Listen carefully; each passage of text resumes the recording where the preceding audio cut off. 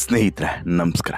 Prajwal Revanna pen drive ಪ್ರಕರಣ ಬಗೆದಷ್ಟು ಕೂಡ ಬೇರೆ ಬೇರೆ ಆಯಾಮವನ್ನು ಪಡಿತಾ ಇದೆ. ಪ್ರತಿದಿನವೂ ಕೂಡ ಹೊಸ ಹೊಸ ಟ್ವಿಸ್ಟ್ಗಳು ಟರ್ನ್ಗಳು ಸಿಗ್ತಾನೆ ಇದೆ. ಈಗಾಗಲೇ ಈ ಪ್ರಕರಣದಲ್ಲಿ ಸಾಕಷ್ಟು ಜನರ ಬಂಧನವೂ ಕೂಡ ಆಗಿದೆ ಮತ್ತು ಇನ್ನೊಂದಷ್ಟು ಜನರ ಬಂಧನ ಆಗಲಿಕ್ಕಿದೆ. ಈ ನಡುವೆ ಹೊಸ ಹೊಸ ವಿಚಾರಗಳು ಕೂಡ ಈ ಪ್ರಕರಣದಲ್ಲಿ ಹೊರಗಡೆ ಬರ್ತಾ ಇದ್ದಾವೆ. ಒಂದಷ್ಟು ಶಾಕಿಂಗ್ ಸಂಗತಿಗಳು ಕೂಡ ಈ ವಿಚಾರದಲ್ಲೇ ಯಾವುದು ಈ ಪ್ರಜ್ವಲ್ ರೇವಣ್ಣ ಪೆನ್ಡ್ರೈವ್ ವಿಚಾರದಲ್ಲೇ ಚರ್ಚೆ ಆಗಿತ್ತು ಅನ್ನೋದು ಕೂಡ ಈಗ ಗೊತ್ತಾಗ್ತಿದೆ. ಅದರಲ್ಲೂ ಕೂಡ ಈಗಾಗಲೇ ಜೈಲಿನಲ್ಲಿರುವಂತಹ ವಕೀಲ ಕಂ ಬಿಜೆಪಿಯ ಮುಖಂಡ ದೇವರಾಜೇಗೌಡ ಸ್ಫೋಟಿಸಿರುವಂತಹ ಒಂದು ಆಡಿಯೋ ಭಾರಿ ಸಂಚಲನವನ್ನು ಈಗಾಗಲೇ ಸೃಷ್ಟಿಸಿದೆ.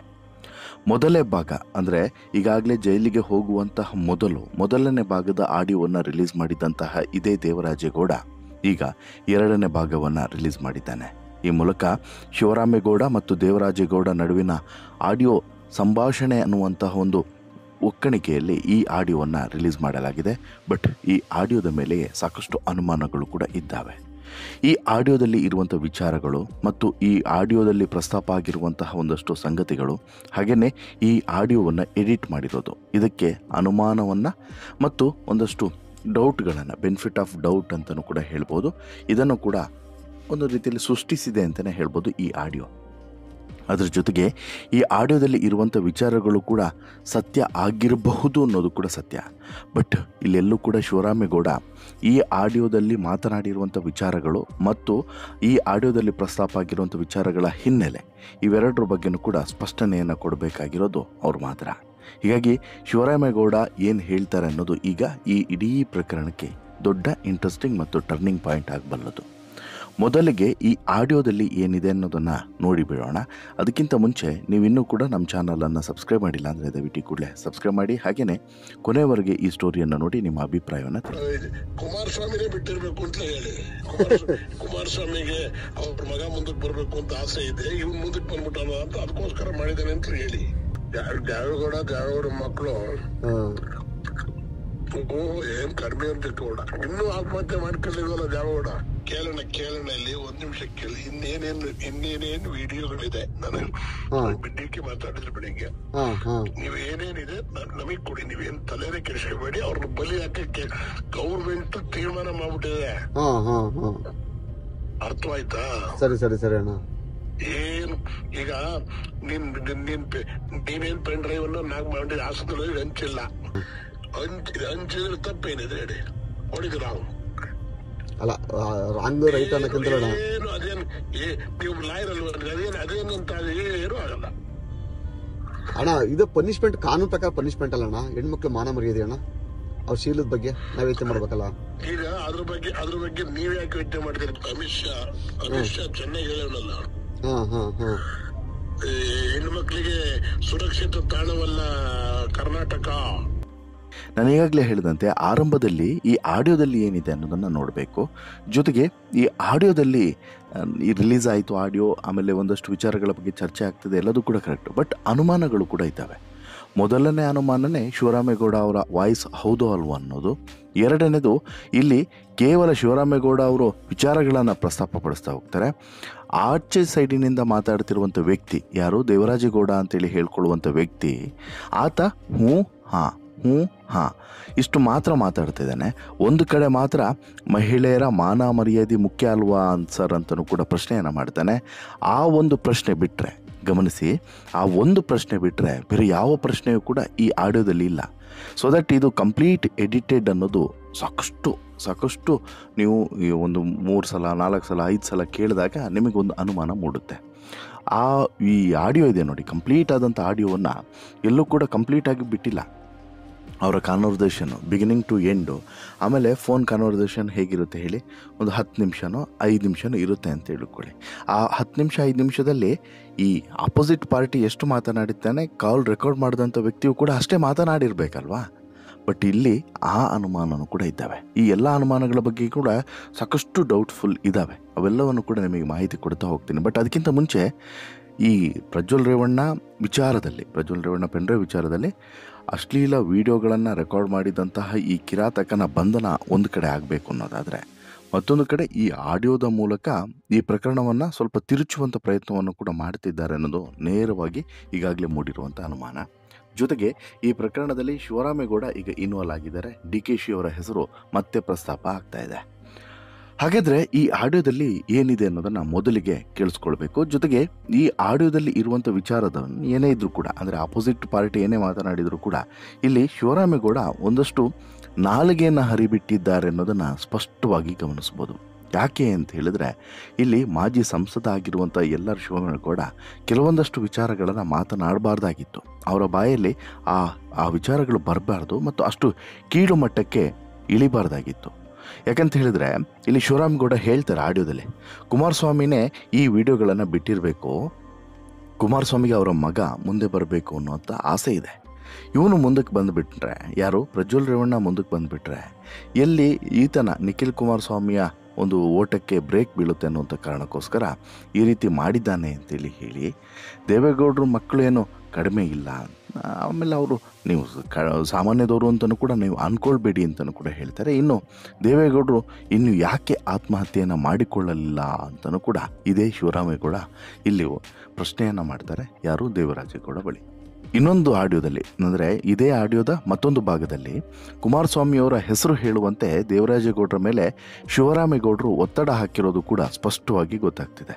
ಮತ್ತೊಂದು ಕಡೆ ದೇವೇಗೌಡರು ಆತ್ಮಹತ್ಯೆ ಮಾಡಿಕೊಂಡಿಲ್ವಾ ಅಂತಲೂ ಕೂಡ ಮಾತನಾಡಿದ್ದಾರೆ. ಸಾಲದಕ್ಕೆ ಅವರ ಕುಟುಂಬವನ್ನು ಬಲಿ ಹಾಕೋದಕ್ಕೆ ಗೌರ್ಮೆಂಟ್ ತೀರ್ಮಾನಿಸಿ ಬಿಟ್ಟಿದೆ ಅನ್ನೋದು ಕೂಡ ಇದೇ ಆಡಿಯೋದಲ್ಲಿ ಇಲ್ಲಿ ಸ್ಪಷ್ಟವಾಗಿ ಗೊತ್ತಾಗ್ತದೆ. ಇಲ್ಲಿ ನೋಡಿ, ಈ ಆಡಿಯೋದಲ್ಲೂ ಕೂಡ ಹಾಗೇ ಇದೆ. ಇಲ್ಲಿ ಶಿವರಾಮೇಗೌಡ ಮಾತಾಡ್ತಾ ಹೋಗ್ತಾರೆ, ಬಟ್ ಎಲ್ಲೂ ಕೂಡ ದೇವರಾಜೇಗೌಡ ಅದಕ್ಕೆ ಕಮೆಂಟ್ ಮಾಡಲ್ಲ. ಹಾಂ ಸರಿ ಅಣ್ಣ ಹೀಗೆ ಇಂತಹ ರಿಪ್ಲೈಗಳು ಮಾತ್ರ ಬರ್ತಿದ್ದಾವೆ. ಹಾಗಾದರೆ ಏನು ಹೇಳ್ತಾರೆ ಶಿವರಾಮೇಗೌಡರು? ಕೇಳೋಣ ಇಲ್ಲಿ ಒಂದು ನಿಮಿಷ ಕೇಳೋ. ಇನ್ನೇನೇನೋ ವೀಡಿಯೋಗಳಿದ್ದಾವೆ, DK ಮಾತನಾಡಿದ್ರು ಬೆಳಿಗ್ಗೆ, ನೀವು ಏನೇನಿದೆ ಅದನ್ನು ನಮ್ಗೆ ತಂದುಕೊಡಿ, ನೀವು ತಲೆನೇ ಕೆಡಿಸ್ಕೊಳ್ಬೇಡಿ, ಅವರನ್ನು ಬಲಿ ಹಾಕೋದಕ್ಕೆ ಗೌರ್ಮೆಂಟ್ ತೀರ್ಮಾನ ಮಾಡಿಬಿಟ್ಟಿದೆ ಅಂತಲೂ ಕೂಡ ಇಲ್ಲಿ ಹೇಳ್ತಾರೆ. ಇಲ್ಲಿ ಒಂದು ಪ್ರಶ್ನೆಯನ್ನು ಕೇಳ್ತಾರೆ, ಯಾರು ಶಿವರಾಮೇಗೌಡ, ಈಗ ನೀನೇನು ಪೆನ್ ಡ್ರೈವನ್ನು ಹಾಸನದಲ್ಲಿ ಹಂಚಿದ್ರೆ ತಪ್ಪೇನಿದೆ ಹೇಳಿ, ವಾಟ್ ಈಸ್ ದ ರಾಂಗ್ ಅಂತಲೂ ಕೂಡ ಕೇಳ್ತಾರೆ. ಆವಾಗ ದೇವರಾಜೇಗೌಡ ರಾಂಗ್ ರೈಟ್ ಅನ್ನೋದಕ್ಕಿಂತ ಅಲ್ಲ ಅಣ್ಣ, ಅದೇನು ನೀವು ಲಾಯರ್ ಅಲ್ವೇನ್ರಿ, ಅದೇನು ಅಂತೇಳಿ ಹೇಳಿ ಅಂತಲೂ ಕೂಡ ಕೇಳ್ತಾರೆ. ಆಗ ದೇವರಾಜೇಗೌಡ ಹೇಳ್ತಾನೆ, ಅಣ್ಣ ಇದು ಪನಿಷ್ಮೆಂಟು, ಕಾನೂನು ಪ್ರಕಾರ ಪನಿಷ್ಮೆಂಟ್ ಆಗಲಿ, ಹೆಣ್ಮಕ್ಕಳ ಮಾನ ಮರ್ಯಾದೆ ಅಲ್ವಾ ಅಣ್ಣ, ಅವರ ಶೀಲದ ಬಗ್ಗೆ ನಾವು ಯೋಚನೆ ಮಾಡಬೇಕಲ್ವಾ ಅಂತೇಳಿ ಹೇಳ್ತಾರೆ. ಆಗ ಶಿವರಾಮೇಗೌಡ ಹೇಳ್ತಾರೆ, ಅಲ್ಲ ಅದರ ಬಗ್ಗೆ ಈಗ ನೀವು ಯಾಕೆ ಯೋಚನೆ ಮಾಡ್ತೀರಾ ಅಂತ ಕೇಳ್ತಾರೆ. ನಂತರ ಅಮಿತ್ ಶಾ ಚೆನ್ನಾಗಿ ಹೇಳಿದಾನಲ್ಲ, ಹೆಣ್ಣು ಮಕ್ಕಳಿಗೆ ಸುರಕ್ಷಿತ ತಾಣವಲ್ಲ ಕರ್ನಾಟಕ ಅಂತೇಳಿ. ಇಷ್ಟಾದ ಮೇಲೆ DK ಶಿವಕುಮಾರ್ ಅವರು ಹೆಸರು ಹೇಳೋ ಶಿವರಾಮೇಗೌಡರ ಜೊತೆಗೂ ಕೂಡ ಮಾತನಾಡಿಸ್ತಾರೆ. DK ಶಿವಕುಮಾರ್ ಅವರು ಮಾತನಾಡಿದ್ದಾರೆ ಎನ್ನಲಾದಂಥ ಆಡಿಯೋ ಕ್ಲಿಪ್ಪಿಂಗ್ ಕೂಡ ವೈರಲ್ ಆಗಿದೆ. ದೇವರಾಜೇಗೌಡರನ್ನು ಎವಿಡೆನ್ಸ್ ಬಗ್ಗೆ ವಿಚಾರಿಸಿದ್ದಾರೆ. ಇವತ್ತು ಬೆಳಿಗ್ಗೆ ಅಷ್ಟೇ ಎಲ್ಲರೂ ಶಿವರಾಮೇಗೌಡರು ಆಡಿಯೋ ಬಗ್ಗೆ ಮಾತನಾಡಿದರು. ಕೇವಲ ಹಲೋ ಅಂದಿದ್ದನ್ನೇ ಆಡಿಯೋ ಮಾಡಿ ರಿಲೀಸ್ ಮಾಡಿದ್ದಾರೆ. ಈ ಕೇಸಲ್ಲಿ ತಾನು ಕೇವಲ ಗೆಸ್ಟ್ ಅಪಿಯರೆನ್ಸ್ ಅಷ್ಟೇ ಅಂತಲೂ ಕೂಡ ಸಮರ್ಥನೆಯನ್ನು ಕೊಟ್ಟಿದ್ದರು. ದೇವರಾಜೇಗೌಡ ಕ್ರಿಮಿನಲ್ ಹುಚ್ಚು ನಾಯಿ ಅಂತಲೂ ಕೂಡ ಛೇಡಿಸಿದರು. ಆದರೆ ಇಷ್ಟೆಲ್ಲದರ ನಡುವೆ ಆಡಿಯೋದಲ್ಲಿ ನಡೆದಿರುವಂಥ ಸಂಭಾಷಣೆಯಂತೆ ಮಾಜಿ ಪ್ರಧಾನಿ ದೇವೇಗೌಡರ ಕುಟುಂಬವನ್ನೇ ಟಾರ್ಗೆಟ್ ಮಾಡಿರೋದು ಬಯಲಾಗಿದೆ. HD ಕುಮಾರಸ್ವಾಮಿಯನ್ನು ಪ್ರಕರಣದಲ್ಲಿ ಸಿಲುಕಿಸುವಂಥ ಯತ್ನ ನಡೆದಿತ್ತು ಅನ್ನೋದು ಇದರಲ್ಲಿ ಒಂದು ರೀತಿಯಲ್ಲಿ ಮುನ್ನೆಲೆಗೆ ಬಂದಿದೆ. ಸದ್ಯ ಸಂಚಲನಕಾರಿ ಆಡಿಯೋ ಬಗ್ಗೆ ಮಾಜಿ ಸಂಸದ ಶಿವರಾಮೇಗೌಡ ಒಂದಷ್ಟು ವಿಚಾರಗಳ ಬಗ್ಗೆ ಚರ್ಚೆಯನ್ನು ಮಾಡ್ತಾ ಇದ್ದಾರೆ, ಮಾತನಾಡಬೇಕಾಗಿದೆ. ಅವರೇನು ಟ್ವಿಸ್ಟ್ ಕೊಡ್ತಾರೆ ಅನ್ನೋದನ್ನು ನೋಡಬೇಕಾಗಿದೆ. ಇವಿಷ್ಟು ಒಂದು ಕಡೆ. ಈಗ ಅಸಲಿ ಮ್ಯಾಟರ್ಗೆ ಬರ್ತೀನಿ ಬನ್ನಿ. ಈಗ ವೈರಲ್ ಆಗಿರುವಂಥ ಮೂರು ಕ್ಲಿಪ್ಪಿಂಗ್ನ ಆಡಿಯೋ, ಒಂದು ಈ ಹಿಂದೆ ರಿಲೀಸ್ ಮಾಡಿದಂಥ ಆಡಿಯೋ, ಈಗ ರಿಲೀಸ್ ಮಾಡಿದಂಥ 2 ಆಡಿಯೋ. ಈ 2 ಆಡಿಯೋದಲ್ಲೂ ಕೂಡ ಬೇರೆ ಬೇರೆ ವಿಚಾರಗಳನ್ನು ಪ್ರಸ್ತಾಪಪಡಿಸಲಾಗಿದೆ. ಪ್ರಮುಖವಾಗಿ ನಾನು ಶಿವರಾಮೇಗೌಡ ಬಗ್ಗೆ ಒಂದು ಅಪಸ್ವರವನ್ನು ಅಥವಾ ಅವರ ಹೇಳಿಕೆಗೆ ವಿರೋಧವನ್ನು ವ್ಯಕ್ತಪಡಿಸೋದಾದರೆ ಒಂದು ವಿಚಾರ ಏನು, ಮಹಿಳೆಯರ ಮಾನ ಮರ್ಯಾದೆ ವಿಚಾರವನ್ನು ಕೂಡ ಯೋಚನೆ ಮಾಡಲಿಲ್ಲ ಮತ್ತು ಅದರ ಬಗ್ಗೆಯೂ ಕೂಡ ಕೀಳಾಗಿ ಆಲೋಚನೆಯನ್ನು ಮಾಡಿದರು. ಸರಿ, ಆ ವಿಡಿಯೋದಲ್ಲಿರುವಂಥ ಮಹಿಳೆಯರದೇ ತಪ್ಪು ಅಂತಲೇ ಇಟ್ಕೊಳ್ಳೋಣ. ಆತ ವಿಡಿಯೋ ಮಾಡುವಾಗ ಇವರಿಗೆ ಅಕ್ಕಲಿರಲಿಲ್ವಾ, ಇವರಿಗೆ ಪ್ರಜ್ಞೆ ಇರಲಿಲ್ವಾ, ವಿಡಿಯೋ ಮಾಡೋಕ್ಕೆ ಬಿಟ್ಟಿದ್ಯಾಕೆ ಅನ್ನೋದು ಮೊದಲ ಪ್ರಶ್ನೆ. ಆದರೆ ಹೌದು ಸರಿ ಆಯ್ತಪ್ಪ, ಮಾಡಿದರು, ಆ ಕ್ಷಣದಲ್ಲಿ ಏನೋ ಆಯಿತು, ಹೆದರಿಸಿ ಪದರಿಸಿ ಇನ್ನೊಂದು ಮತ್ತೊಂದು ಏನೋ ಒಂದು ಕಾರಣಕ್ಕೆ ಅವರು ಸುಮ್ಮನೆ ಆಗಿರ್ತಾರೆ, ಕಾಂಪ್ರಮೈಸ್ ಮಾಡಿರ್ತಾರೆ, ಅಥವಾ ಅವನನ್ನು ಆ ರೀತಿ ಮನವೊಲಿಸಿರ್ತಾನೆ ಅಥವಾ ಮೈಂಡ್ ವಾಶ್ ಮಾಡಿರ್ತಾನೆ ಅಂತಲೇ ಇಟ್ಕೊಳ್ಳೋಣ, ಆಯಿತು. ಆದರೆ ಅದೇ ಸ್ಥಾನದಲ್ಲಿ ಯಾರೋ ನಮ್ಮ ಮನೆಯ ಅಕ್ಕ ತಂಗಿನೋ ಅಥವಾ ನಮ್ಮ ಮನೆಯವರು ಯಾರಾದರೂ ಒಬ್ಬರು ಇದ್ದಿದ್ರೆ ಶಿವರಾಮೇಗೌಡರು ಇದೇ ರೀತಿ ಮಾತನಾಡ್ತಾರೆ. ಅವರ ಮನೆಯವರೇ ಯಾರಾದರೂ ಇದ್ದಿದ್ರೆ ಈ ರೀತಿ ಮಾತನಾಡ್ತಾರ? ಇಲ್ಲ ಅಲ್ವಾ? ಅದಕ್ಕೆ ಯಾರೂ ಕೂಡ ಭೇದ ಭಾವ ಮಾಡಬಾರ್ದು. ಯಾರು ಈ ರೀತಿಯಾದಂಥ ವಿಚಾರದಲ್ಲಿ ಭೇದ ಭಾವ ಮಾಡಬಾರ್ದು. ಎಲ್ಲರದ್ದು ಕೂಡ ಒಂದೇ ಮಾನ, ಎಲ್ಲರದ್ದು ಕೂಡ ಒಂದೇ ಮರ್ಯಾದೆ. ಶಿವರಾಮೇಗೌಡ ಅದನ್ನು ಯೋಚನೆ ಮಾಡಬೇಕಾಗಿತ್ತು. ಆ ಮಾತನ್ನು ಯಾರೂ ಕೂಡ ಒಪ್ಪೋಕ್ಕೆ ಸಾಧ್ಯವಿಲ್ಲ. ಒಂದು. ಎರಡನೇದು, ದೇವೇಗೌಡರ ಬಗ್ಗೆ ತುಂಬ ಹಗುರವಾಗಿ ಇದೇ ಶಿವರಾಮೇಗೌಡ ಮಾತನಾಡಿದ್ದಾರೆ. ಬಹುಶಃ ಇವತ್ತು ದೇವೇಗೌಡರು ಅಲ್ಲದಿದ್ದಿದ್ರೆ, ದೇವೇಗೌಡರು ಶಿವರಾಮೇಗೌಡರಿಗೆ ಒಂದು ಅವಕಾಶವನ್ನು ಒದಗಿಸದೇ ಇದ್ದಿದ್ರೆ, ಶಿವರಾಮೇಗೌಡ ಅನ್ನುವಂಥ ವ್ಯಕ್ತಿ ಇವತ್ತು ಮಾಜಿ ಸಂಸದನೂ ಕೂಡ ಆಗ್ತಿರಲಿಲ್ಲ. ಜೊತೆಗೆ ಈ ಹುದ್ದೆಯನ್ನು ಅಲಂಕರಿಸುವಂತಹ ಒಂದು ಅವಕಾಶವೂ ಕೂಡ ಆತನಿಗೆ ಸಿಗ್ತಿರಲಿಲ್ಲ ಅನ್ನೋದನ್ನು ಕೂಡ ಶಿವರಾಮೇಗೌಡ ಒಂದು ರೀತಿಯಲ್ಲಿ ಯೋಚನೆ ಮಾಡಬೇಕು. ಆಮೇಲೆ ಏನೇ ಇರ್ಬೋದು ರೀ, ರಾಜಕೀಯವಾಗಿ ಏನೇ ಇರ್ಬೋದು, ಬಟ್ ಹಿರಿಯ ರಾಜಕಾರಣಿಗಳ ಬಗ್ಗೆ ಮತ್ತು ನಮ್ಮ ಹಿರಿಯರ ಬಗ್ಗೆ, ಅದರಲ್ಲೂ ಕೂಡ ತಾನು ಈ ಹಂತಕ್ಕೆ ಬರೋದಕ್ಕೆ ಅವಕಾಶವನ್ನು ಮಾಡಿಕೊಟ್ಟವರ ಬಗ್ಗೆ ಮಾತನಾಡುವಂಥ ಸಂದರ್ಭದಲ್ಲಿ ಪ್ರಜ್ಞೆ ಇರಬೇಕು. ಆ ಪ್ರಜ್ಞೆಯು ಕೂಡ ಶಿವರಾಮೇಗೌಡರಿಗೆ ಇರಲಿಲ್ಲ ಅನ್ನೋದು ಸರಿ. ಈಗ ಬರೋದು ಪ್ರಮುಖವಾದಂಥ ಅನುಮಾನಗಳ ಬಗ್ಗೆ. ಈ ಆಡಿಯೋದ ಬಗ್ಗೆ ಸಾಕಷ್ಟು ಅನುಮಾನಗಳು ಸಾರ್ವಜನಿಕವಾಗಿ ವ್ಯಕ್ತವಾಗ್ತಿದ್ದಾವೆ. ಮೊದಲನೇದು, ಇದು ಅಸಲಿ ಆಡಿಯೋನ ಅಥವಾ ಎಡಿಟೆಡ್ ಆಡಿಯೋನ ಅನ್ನೋದು. ಇದು ಎಡಿಟೆಡ್ ಆಡಿಯೋ ಅನ್ನೋದನ್ನು ಯಾವುದೇ ಅನುಮಾನ ಇಲ್ಲದೆ ಹೇಳ್ಬೋದು, ಯಾವುದೇ ಅನುಮಾನ ಇಲ್ಲದೆ. ಯಾಕಂತ ಹೇಳಿದ್ರೆ, ಒಂದು ಭಾಗವಾಗಿ ರಿಲೀಸ್ ಮಾಡ್ತಿದ್ದಾರೆ. ಎರಡನೇದು, ಒಂದಷ್ಟು ಅಂಶಗಳು ಇಲ್ಲಿ ಎಡಿಟ್ ಆಗಿದೆ ಅನ್ನೋದು ಸ್ಪಷ್ಟವಾಗಿ 2-3 ಸಲ ಆಡಿಯೋವನ್ನು ಕೇಳಿದಾಗ ಗೊತ್ತಾಗುತ್ತೆ. ಕಟ್ ಮಾಡಿ ಪೇಸ್ಟ್ ಮಾಡಿದ್ದಾರೆ ಅನ್ನೋದು ಗೊತ್ತಾಗುತ್ತೆ. ಎರಡನೇದು, ಇಲ್ಲಿ ಈ ಎಡಿಟೆಡ್ ಮಾಡಿದಂತಹ ಕಲಾವಿದ ಸಾಕಷ್ಟು ಚಾಕಚಕ್ಯತೆಯಿಂದನೇ ಈ ಆಡಿಯೋವನ್ನು ಎಡಿಟ್ ಮಾಡಿದ್ದಾನೆ. ಯಾಕೆ ಅಂತ ಹೇಳಿದರೆ, ಈ ಆಡಿಯೋ ಎಡಿಟ್ ಮಾಡುವಂಥ ಸಂದರ್ಭದಲ್ಲಿ ಶಿವರಾಮೇಗೌಡ ಮಾತನಾಡುವಂತಹ ಪಾಯಿಂಟ್ಸ್ಗಳೇ ಜಾಸ್ತಿ ಇದ್ದಾವೆ. ಆಪೋಸಿಟ್ ವ್ಯಕ್ತಿ ಅಥವಾ ಈ ಕಡೆಯಿಂದ ಮಾತನಾಡುವಂಥ ವ್ಯಕ್ತಿಯ ಮಾತುಗಳು ತುಂಬ ಕಡಿಮೆ ಇದ್ದಾವೆ. ಸೆಲೆಕ್ಟೆಡ್ ಮಾತುಗಳನ್ನು ಮಾತ್ರ ಬಿಟ್ಬಿಟ್ಟು ಶಿವರಾಮೇಗೌಡ ಮಾತನಾಡಿರುವಂಥ ಅಷ್ಟೂ ಕಾನ್ವರ್ಸೇಷನನ್ನು ಇಲ್ಲಿ ಬಿಟ್ಟಿದ್ದಾರೆ. ಆ ನಂತರ ಇದು ಅಪ್ರೋಚ್ ಎಲ್ಲಿಂದ ಆಯಿತು ಅನ್ನೋದನ್ನು ಕೂಡ ಈ ಆಡಿಯೋದಲ್ಲಿ ಬಿಟ್ಟಿಲ್ಲ. ಬಿಟ್ಟರೆ ಕಂಪ್ಲೀಟಾಗಿ ಬಿಡಬೇಕು. ಹೇಗೆ, ಈಗ ನಾನು ಕೇಳೋದು, ಶಿವರಾಮೇಗೌಡ ಅವರ ಸಂಪರ್ಕ ಹೇಗಾಯಿತು?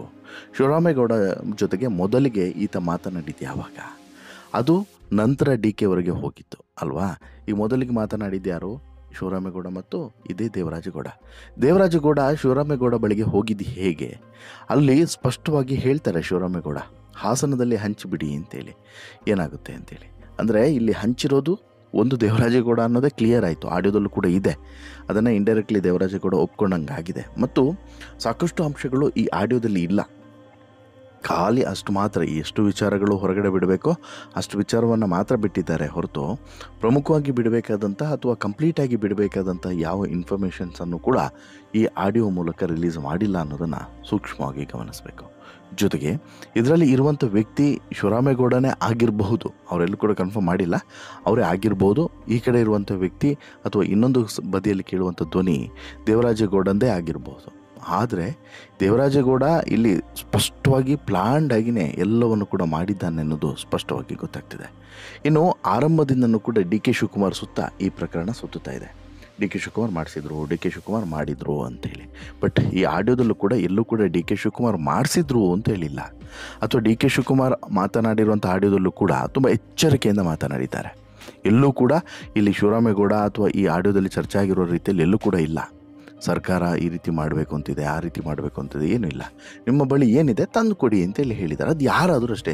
ಈಗ ನಾಳೆ ನಾನು ಫೋನ್ ಮಾಡಿ ಯಾರ್ದೋ ಒಬ್ರದ್ದು ಆಡಿಯೋ ಇದೆ, ವಿಡಿಯೋ ಇದೆ ಸರ್ ಅಂತೇಳಿ ಹೇಳಿದ್ರೆ ಅದನ್ನು ಹಂಗೆ ಹೇಳ್ತಾರೆ, ಸರಿ ತಂದು ಕೊಡಿ ನೋಡೋಣ ಅಂತೇಳಿ ಹೇಳ್ತಾರೆ. ಅಥವಾ ಪೊಲೀಸ್ ಸ್ಟೇಷನಿಗೆ ಒಪ್ಪಿಸಿ ಅಥವಾ ಕಂಪ್ಲೇಂಟ್ ಕೊಡಿ ಹೀಗೆ ಹೇಳ್ತಾರೆ. ಬಿಟ್ಟರೆ ಬೇರೆ ಏನು ಕೂಡ ಹೇಳಕ್ಕೆ ಹೋಗೋದಿಲ್ಲ. ಅಷ್ಟು ಎಚ್ಚರ ಮೈಮರೆಯುವಂತಹ ವ್ಯಕ್ತಿ DK ಶಿವಕುಮಾರ್ ಅಲ್ಲ. ಶಿವರಾಮೇಗೌಡ ಏನೋ ಮಾತಾಡಿಬಿಟ್ರು ಅಂತ ಹೇಳಿದ್ರೆ DK ಶಿವಕುಮಾರ್ ಹಾಗೆ ಮಾತನಾಡ್ತಾರೆ ಅಂತ ಹೇಳಿ ನೀವು ಕಲ್ಪನೆ ಮಾಡ್ಕೊಳ್ಳೋಕೆ ಸಾಧ್ಯವಿಲ್ಲ.